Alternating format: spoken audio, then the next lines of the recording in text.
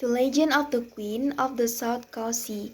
In ancient times, right in the area of West Java, there is a kingdom called Pakuan Pajajaran. The kingdom is ruled by a very wise king. The people under his rule were very happy and respected the king because his leadership made people's lives prosperous. The king was named Raja Prabu Siliwangi. The king had quite a number of children, one of which was named Putri Kandita. She is a very beautiful girl, kind-hearted, and has the same traits as her father. Sang Prabu Siliwangi really loved Princess Kandita. And as she got older, Princess Kandita had a beautiful face, and the area she was an only child was the future heir to the throne of King Siliwangi. Hearing Prabu Siliwangi's wish to make Putri Kandita the successor to the throne of the concubines and her children did not agree. They are not willing if Princess Kandita will become queen in the future. One day the concubines and their children gathered to plan an evil ploy to get rid of Princess Kandita and her mother out of the palace. To carry out their plan, they asked for help from a powerful magician who lives in a remote village, who has various kinds of black magic. One day, unbeknownst to the king, the concubines and their children came to the witch and gave the witch the reward. The concubine and her child wanted Kandita's doctor and her queen to be given a cure so that they would not be heirs to the king's throne. Without waiting long, the witch carried out his duties with black magic. He conjured Princess Kandita and her mother to suffer from leprosy. One day, when waking up from their sleep, Princess Kandita and her mother turned ugly. The body, which was originally smooth, clean, and olive, immediately changed. Their bodies were filled with ulcers and emitted an unpleasant odor. Putri Kandita and the Empress have leprosy that has never healed.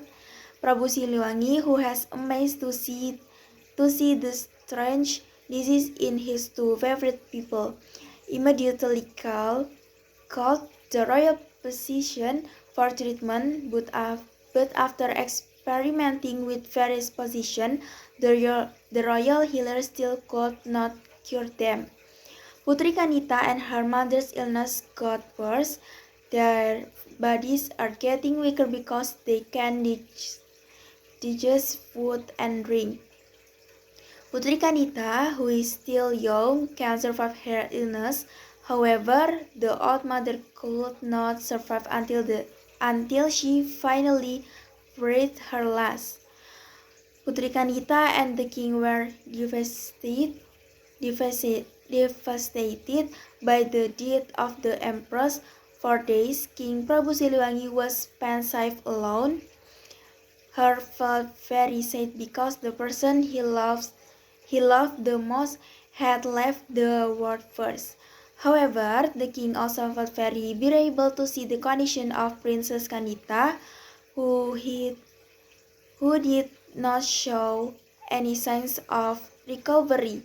He was very worried because Princess Kandita would replace the throne of the kingdom. One day, the concubines and their children came to see the king to incite Princess Kandita to be expelled. Entirely, the king refused, however, because he was afraid that his disease would be contagious. Prabu Siliwangi was forced to agree to the proposal. Without the knowledge of the king, concubine and siblings, Princess Kandita, who heard the conversation, was very disappointed and she decided to run away from the palace.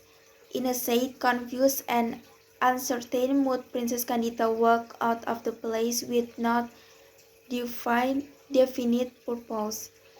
For days he walked aimlessly until finally arriving at the southern coast of Java Island, which has lots of rocks and big waves. On one of the rocks, he then rested until he fell asleep due to fatigue. In her sleep, Putri Kanita dreamed of hearing a magical voice telling her to throw herself into the sea so that her illness would be healed and healthy as before. Throw yourself into the sea, Putri Kanita, if you want to recover from your illness. Your skin will be smooth as before. Putri Kanita woke up from her sleep.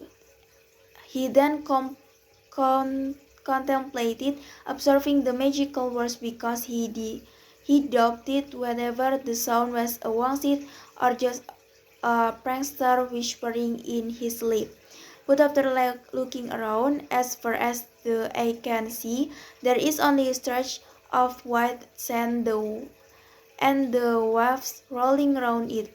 Therefore, please rest assured, Putri Kanita, and the magical voice was a one seat that she had to carry out for her own recovery. Believing that the voice was a wangsit, Putri Kanita immediately did what she was ordered to do. So magical, when she touched the water, Putri Kanita's entire body, which was affected with alcohols, gradually disappeared and became smooth again. Prince Candida's recovery did not make him return to the palace. He preferred to settle on the south coast and mingle with the surrounding population, most of whom worked as fishermen. Since leaving them, Putri Kanita is very well known for her beauty. Many princes from various kingdoms came to propose to her. However, of the many who proposed to him, Putri Kandita was not at all interested. Some of them resigned because Putri Kandita put forward very difficult conditions. One of the conditions is to complete on the waves on the seashore. However, most of them accepted the conditions. In fact, of the many men who competed with supernatural powers, no one was able to beat Putri Kanita. They eventually became loyal followers who always exhorted the princess wherever she went. Since then, Putri Kanita has been known as the Queen of the Rose of the South Sea of Java, Nyai Roro Kidul.